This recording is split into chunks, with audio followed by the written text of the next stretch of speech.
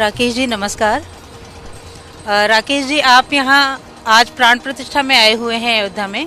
इससे पहले भी आप 1990 में कार सेवा में आए थे, तो अभी आपको यहाँ कैसा लग रहा है, कृपया बताएं। बहुत ही भव्य और दिव्य अयोध्या नगरी में आज ये मंदिर का प्राण प्रतिष्ठा कार्यक्रम यहाँ संपन्न होने वाला है। और मैं तो अपने को बहुत सौभाग्यशाली मानता हूँ कि 1990 में कार सेवक के रूप में भी यहाँ आना हुआ था और अब यहाँ पर आमंत्रित किया गया हूँ और प्राण प्रतिष्ठा कार्यक्रम में भाग लूँगा। मैं अपने को बहुत सौभाग्यशाली मानता हूँ कि एक बार फिर दोबारा मुझे 33 वर्ष बाद यहाँ पर रामलला के दर्शन करने का सौभाग्य मिलेगा और प्राण प्रतिष्ठा के कार्यक्रम में मैं सम्मिलित होऊंगा। राकेश जी, उस समय के अनुभव, जब आप कार सेवा में आए थे, उस समय के अनुभव आप हमसे साझा करें। उस समय में और आज के समय में बहुत अंतर है।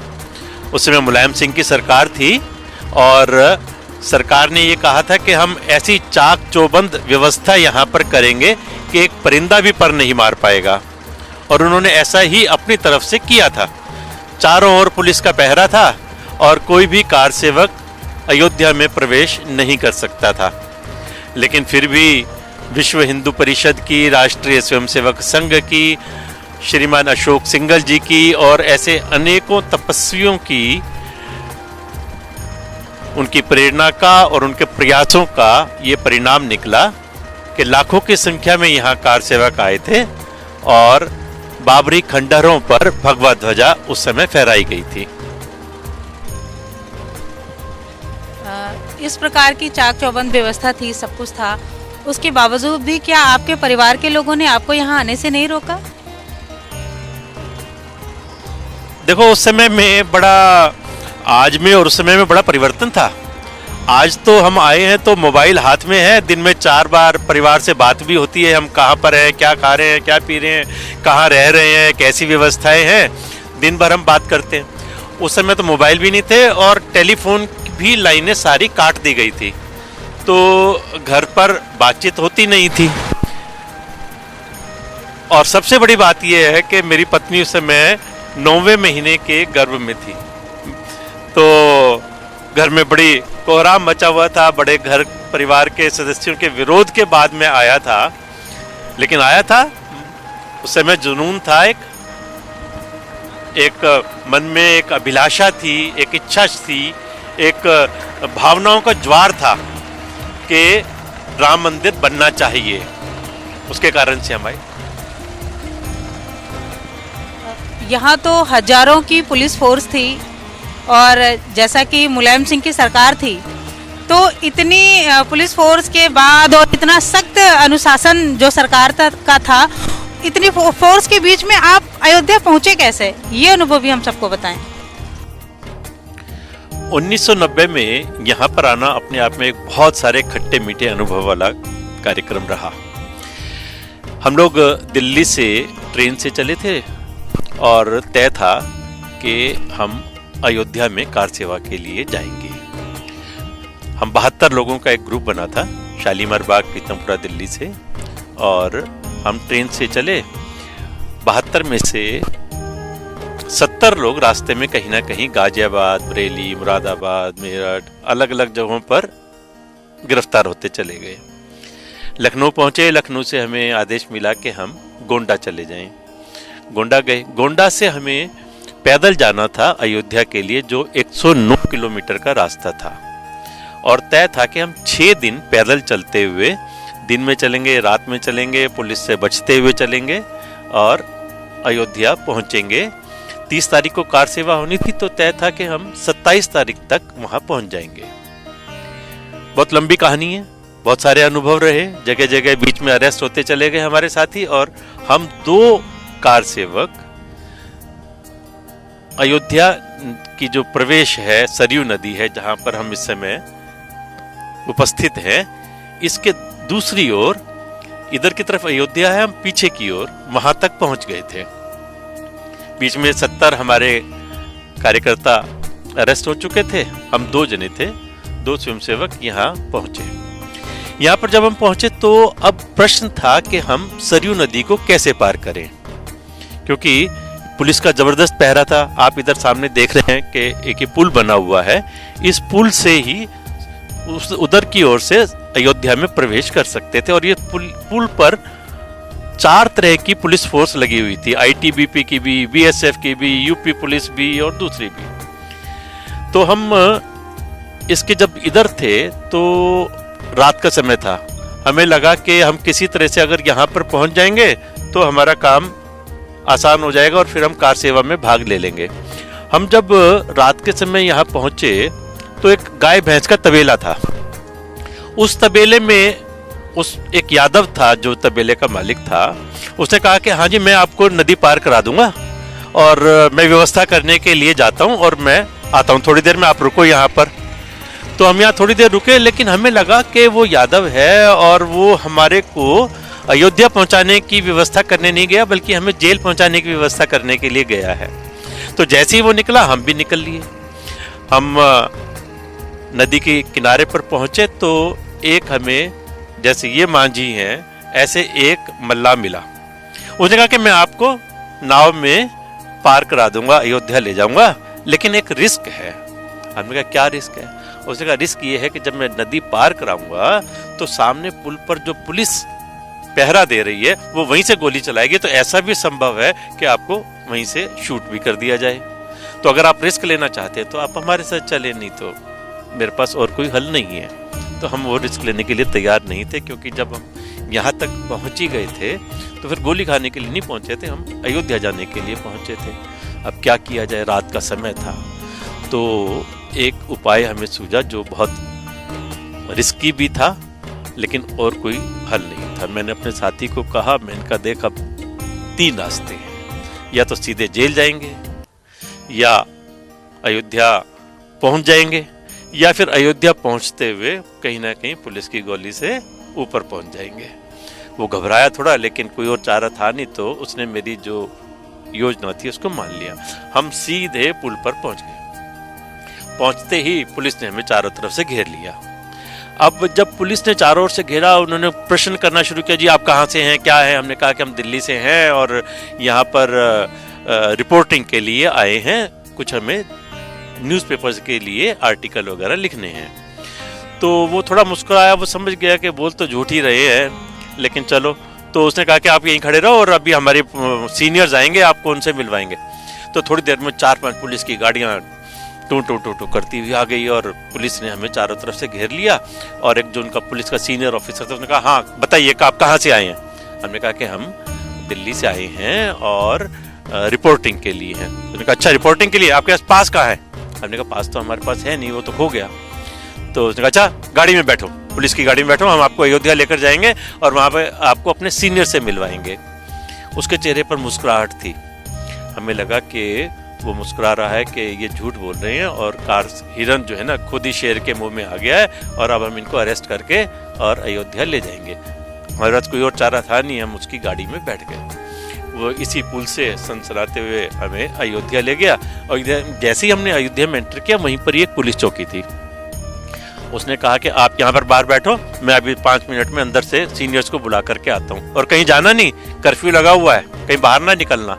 ये कह के अंदर वो चला गया। लेकिन साफ उसका इशारा था कि भैया आप कार सेवक हैं, आप यहाँ आए हैं, मैंने आपको अयोध्या नदी पार करा दी है, अयोध्या आप पहुंच गए, अब आप अपनी कार सेवा के लिए जल्दी से यहाँ से निकल जाओ। जैसे ही वो अंदर गया, हम बाहर निकले और गली गली में से होते हुए, और हम रामचंद्र परमहंस जी महाराज का दिगंबर अखाड़ा था, वहां हम रात को 11 बजे पहुंच गए और इस तरह से हम अयोध्या नगरी में प्रवेश कर गए। राकेश जी, उस समय जब आप कार सेवा के लिए आए थे, उस समय आपने हमारे साधु संतों की व्यवस्था भी देखी, पुलिस फोर्स को हमारे साधु संतों पर लाठी चार्ज करते हुए भी देखा, और अभी आप साधु संतों से मिल रहे हैं, तो तब और अब के साधु संतों के अनुभव किस प्रकार के हैं, ये भी हमसे साझा करें। उस समय बहुत विपरीत परिस्थितियां थी, और मैं तो कहूंगा कि वो सब नीम का पत्थर बन गए। जिन्होंने इतना त्याग तपस्या की, जिन्होंने गोलियां खाई और शहादत हुई।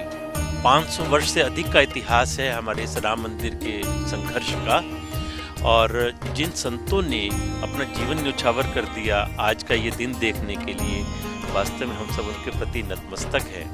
और उन्होंने तो देखो कितनी कठिन विपरीत परिस्थितियों में काम किया था। आज तो बड़ा अनुकूल वातावरण है। आज आर्थिक दृष्टि से भी हम देखें तो चारों ओर से राशि आ रही है यहाँ पर मंदिर निर्माण के लिए, और उस समय शायद गुड़ और चने खाकर उनको गुजारा करना पड़ा था। किस प्रकार से विपरीत परिस्थितियों में उन्होंने काम किया वो वास्तव में हम सबके लिए प्रेरणादायी है, और वो वाकई नींव का पत्थर बनकर रह गए।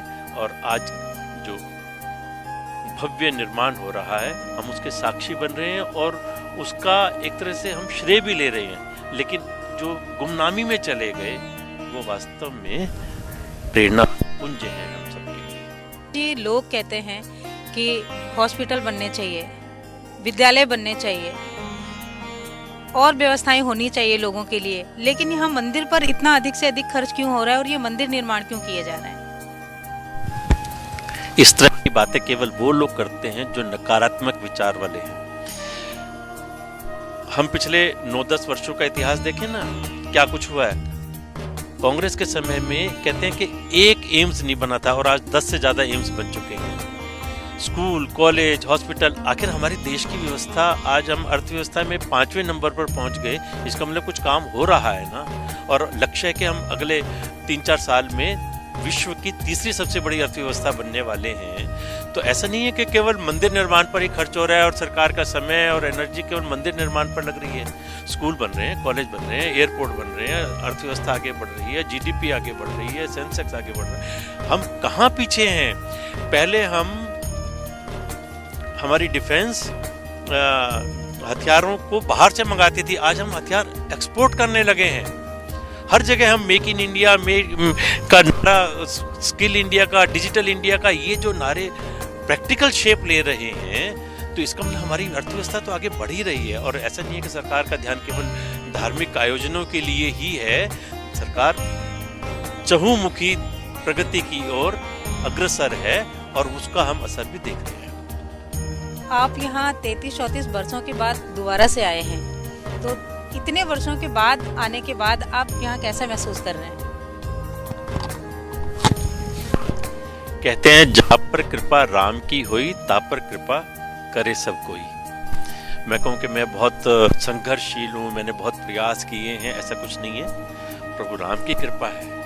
उन्होंने मुझे 1990 में भी मौका दिया था। हम 72 कार्यकर्ता चले थे दिल्ली से अयोध्या के लिए, केवल हम 2 पहुंच पाए थे। प्रभु राम की कृपा थी, उन्होंने रास्ता मार्ग प्रशस्त किया था।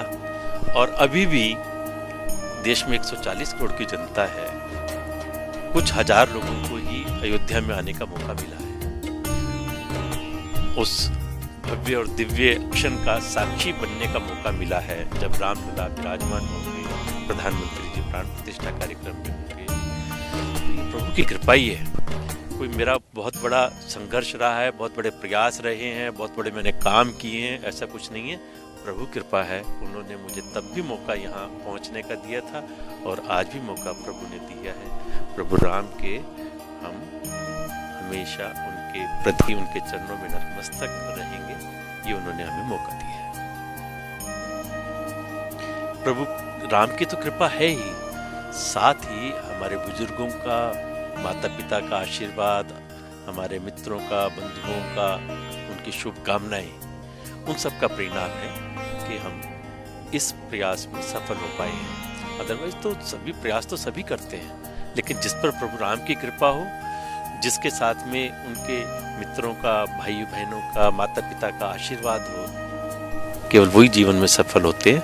और मुझे लगता है यही कारण है कि मैं एक बार पुनः यहाँ पर आ सका हूँ। राकेश जी, अब आप मुझे ये बताएं कि आपने 34 वर्ष पहले या 34 वर्षों के बीच में कभी ये कल्पना की थी कि 34 वर्षों के बाद आप पुनः अयोध्या आएंगे और अपनी आंखों से इतनी भव्य और दिव्य अयोध्या का दर्शन कर पाएंगे? देखो, इस दिन के लिए 500 वर्षों से भी अधिक समय से प्रतीक्षा हो रही थी, और समय समय पर सभी ने संघर्ष किए हैं।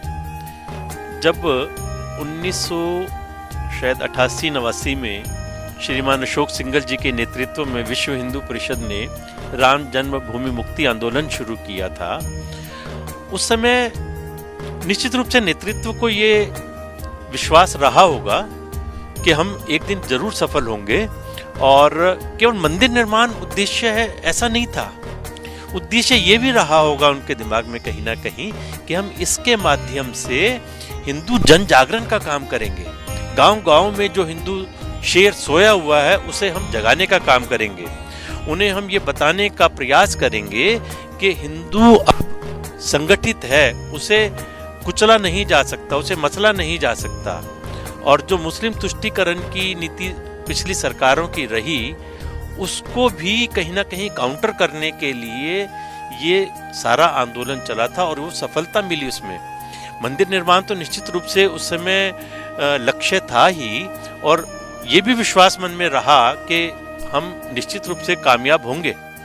लेकिन उसके साथ साथ हम इस चीज में भी सफलता हासिल कर लेंगे कि हम हिंदुओं को जगा सकेंगे, हिंदुओं को संगठित कर सकेंगे।